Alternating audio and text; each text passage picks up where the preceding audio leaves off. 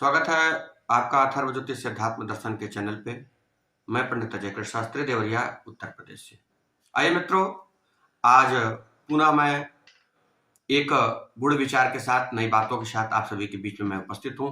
जैसा कि मित्रों, पिछले वाले वीडियो में आपने देखा है कि नाम के अनुसार उन व्यक्ति की कैसा स्वभाव होता है, कैसा ग्रह गोचरों का प्रभाव होता है और उनके जीवन में कैसा क्या उनकी लाइफ स्टाइल होती है, तमाम हमने अपने ज्योतिष शास्त्र के अनुसार गणना करके उनके विचारों को, उनके बारे में हमने बताया है। मित्रों, आज उसी के संदर्भ में एक पुनः विषय लेकर उपस्थित हूं, जो प्रीति नाम वाले कन्याओं के लिए।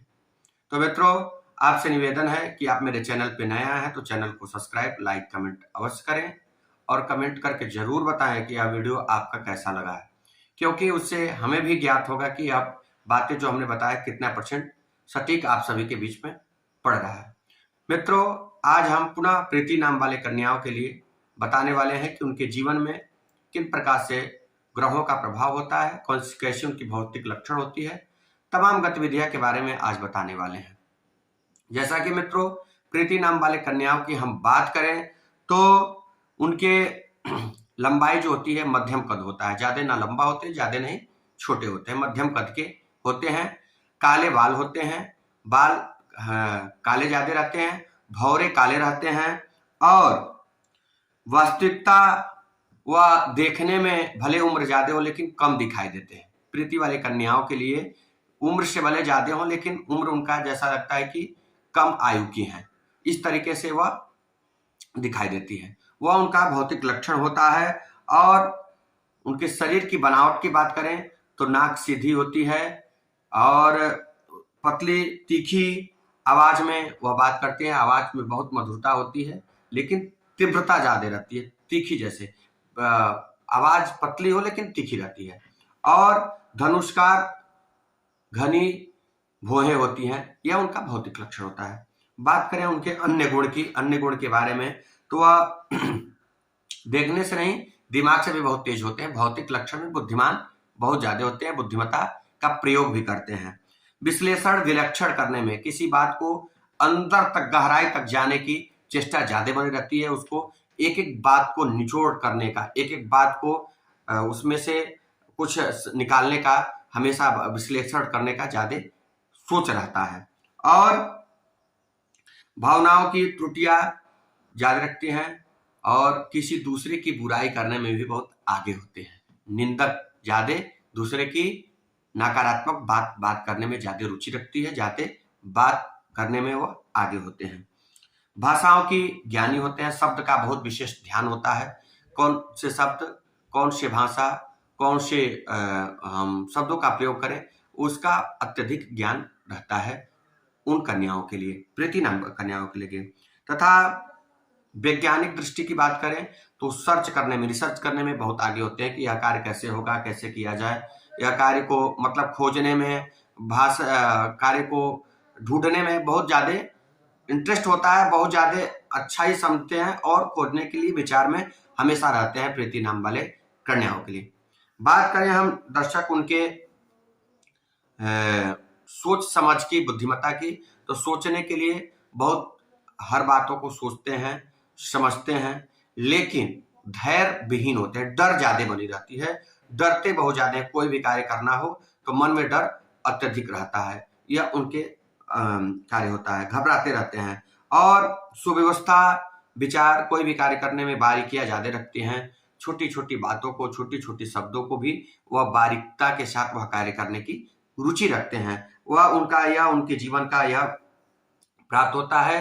तथा जागरूक, कोई भी कार्य करने को टाइम टू टाइम फिक्स करने का विचार होता है कि वह कार्य मेरा समय से हो जाए, या यह कार्य करने के लिए वो हमेशा एक्टिविटी रहते हैं, आलस्य का परित्याग करते हैं। दर्शक उनके बात करें उनके रोग की तो पेट की समस्याएं बनी रहती है, पेट की समस्याएं ज्यादा रहती है।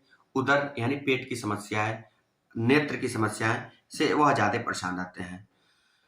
हमेशा टाइफाइड बुखार होना, बार बार बुखार होना और पेट के संबंधित समस्याओं में रहना। लगभग उनको पथरी की शिकायत ज्यादा रहती है।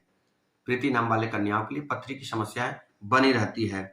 और बात उनके करें विवाह शादी की, तो विवाह में भी विलंब होता है, विवाह में भी समय लगता है, विलंबता रहती है विवाह के लिए।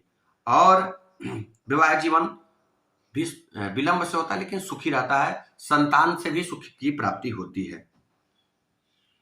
बात हम करें उनके इनकम क्षेत्र की, आय के क्षेत्र की, तो वह आय के क्षेत्र में बहुत उत्तम रहते हैं, पैसा बचाने में भी बहुत समझदारी से पैसा बचाते हैं, लेकिन आय भी बहुत उत्तम रहता है। और व्यवसाय में कोई भी व्यवसाय करना चाहे या कोई भी रोजगार पेशा करना चाहे तो उसमें भी सफलता बनी रहती है। और कई संपत्ति के मालिक भी होते हैं, कई कल कारखाने, कई जगह जमीन, कई घर दरवाजे आदि के वह मालिक भी होती हैं।